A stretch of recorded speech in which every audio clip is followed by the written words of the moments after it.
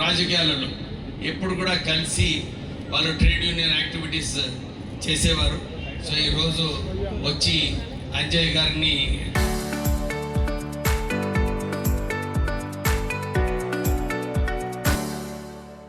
Garland చేయడము చాలా సంతోషం అనిపించింది.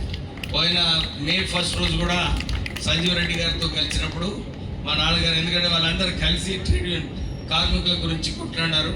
ఇప్పుడు బీడీఎల్ నుంచి కూడా మా సోదరులందరూ కూడా మాకు హౌసింగ్ సొసైటీకి ల్యాండ్ కావాలని చెప్పి కోరినప్పుడు నాకు అనిపించింది దీన్ని ఈ డిమాండ్ ఏదైతే చేస్తున్నారో అది చేపించాలి ఎట్లనన్నా. కానీ అదే చెప్పాను కలెక్టర్ గారికి, చూడండి ఏం రూల్ ఉంటుందో, ఏపీఐసి టీజీఐసి ఇవ్వచ్చా లేకుంటే బీడీఎల్ వాళ్ళు ఇవ్వచ్చా.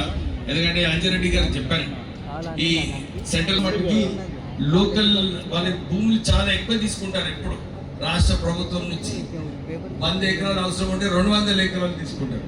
సో మీరు దాంట్లో నుంచి కొంచెం హౌసింగ్కి కూడా కేటాయిస్తే బాగుంటుంది.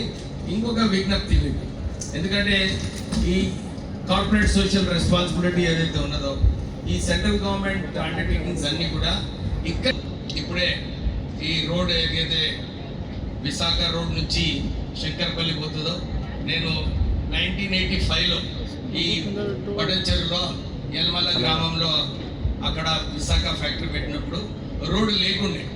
అయితే పటంచెరు నుంచి అక్కడ వరకు ఆ రోజులలో R&Bతో చర్చించి ఆ రోడ్డు వేయించడం జరిగింది.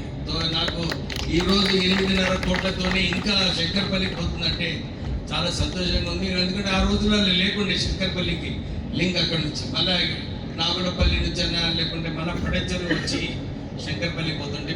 సో 8.5 కోట్లతోనే ఈ పనులు ప్రారంభం ఇచ్చినారు.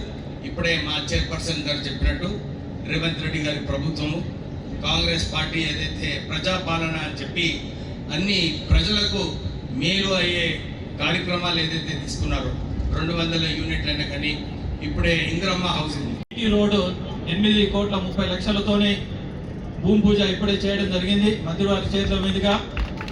అదేవిధంగా మన పడంచేరు నుండి శంకర్పల్లి వరకు ఎన్నోసార్లు గతంలో కూడా నేను వెంకన్న కూడా నేను లెటర్ ఇవ్వడం జరిగింది. ఈ సహకారంతో నా డబుల్ రోడ్ వస్తే వీళ్ళందరూ, ఎందుకంటే చాలా యాక్సిడెంట్లు అయి చనిపోతూ ఉన్నారు. ఇది చాలా అతి ముఖ్యం. 100 ఫీట్ లేకుండా 60 ఫీట్ అయినా డబుల్ రోడ్ వేస్తే చాలా ఇబ్బంది పోతుంది. ఎట్టి పరిస్థితుల్లో మన కాన్స్టిట్యూన్సీ నుండి ఇది చాలా ముఖ్యం. ఎందుకంటే శంకర్పల్లి వివిధ రోడ్లకు ఇక్కడికి చాలా మంది పోతా ఉన్నారు. రింగ్ రోడ్ దిగిన తర్వాత కూడా ఇక్కడికి పోవడానికి ఆస్కారం ఉంది. అదేవిధంగా 5 మున్సిపాలిటీలో వివిధ డెవలప్మెంట్ పనుల కోసానికి వచ్చిన మంత్రివర్యులకు, అదేవిధంగా మనకు సుమారు 100 కోట్లతోని ఈరోజు కాన్స్టిట్యూన్సీలో డెవలప్మెంట్ కార్యక్రమాలు చేపడతా ఉన్నారు. ఒకటే కోరేది ఏంటంటే, ఎక్కడ నీరు అవసరం ఉందో, ఇప్పుడు ఈ 8,30,00,000 ఏదైతే ఉన్నదో 10 కల్వర్ట్లు వస్తూ ఉన్నాయి, బీటీ రోడ్ వస్తూ ఉన్నాయి, సుమారు 5 కిలోమీటర్లు వస్తూ ఉన్నాయి.